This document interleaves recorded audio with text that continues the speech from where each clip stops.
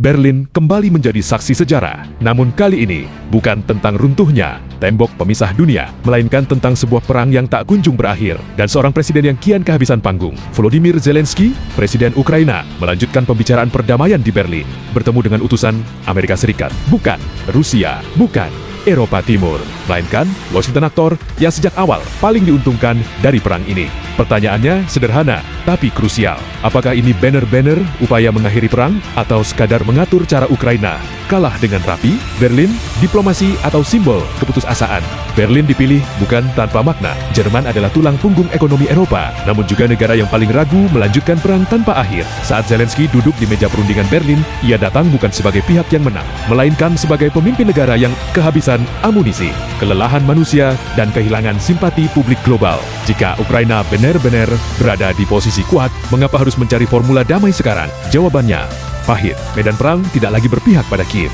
Amerika Serikat, wasit atau dalang? Mari jujur, Amerika Serikat bukan penonton netral dalam konflik ini. Sejak hari pertama, senjata datang dari Washington.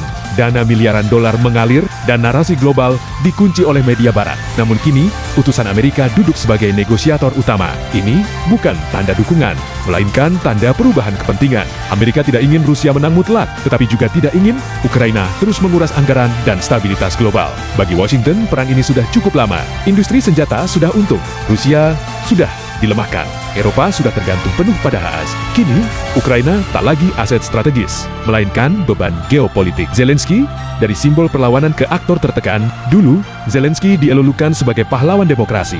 Aktor yang berubah menjadi presiden yang berubah menjadi simbol perlawanan. Namun waktu mengikis segalanya. Hari ini, Ukraina kehilangan wilayah, mobilisasi paksa menuai protes, dan kepercayaan rakyat mulai runtuh. Zelensky tidak lagi berbicara dari posisi moral tinggi, melainkan dari posisi terdesak. Pembicaraan damai di Berlin bukan inisiatif bebas, melainkan opsi terakhir sebelum Ukraina dipaksa menerima realitas pahit. Perdamaian versi siapa? Ketika Amerika berbicara tentang perdamaian, yang dimaksud bukan keadilan, melainkan stabilitas yang menguntungkan kepentingannya.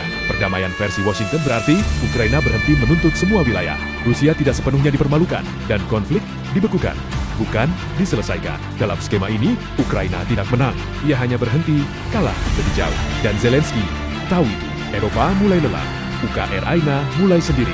Di balik layar Berlin, Eropa sudah mulai berpaling. Inflasi, krisis, energi, tekanan politik domestik. Rakyat Eropa bertanya, sampai kapan kami harus membayar perang Ukraina? Zelensky kini menghadapi realitas pahit. Dukungan Barat tidak abadi. Ketika kepentingan berubah, narasi heroik akan ditinggalkan. Ukraina sebagai korban atau alat. Propaganda Barat selalu menyebut Ukraina sebagai korban, namun jarang dibahas. Siapa yang mendorong Ukraina terus berperang ketika peluang menang menipis? Keputusan fatal, menolak negosiasi awal, memperluas konflik, dan menggantungkan nasib pada bantuan asing. Kini, harga dari keputusan itu harus dibayar oleh rakyat Ukraina, generasi mudanya, dan masa depan negaranya. Berlin adalah awal. Pembicaraan damai di Berlin bukan kabar baik bagi Ukraina. Ini adalah tanda bahwa fase perang sudah melewati puncaknya tanpa kemenangan. Zelensky tidak datang membawa syarat, ia datang membawa permohonan. Dan dalam geopolitik, pihak yang memohon jarang menentukan hasil perang Rusia-Ukraina hampir memasuki babak baru. Bukan babak kemenangan, melainkan babak kompromi pahit. Berlin bukan tempat perdamaian ideal, melainkan ruang negosiasi kerugian. Pertanyaannya, sekarang bukan lagi siapa yang benar, melainkan siapa yang masih punya pilihan. Dan sayangnya, Ukraina semakin tidak termasuk di dalamnya.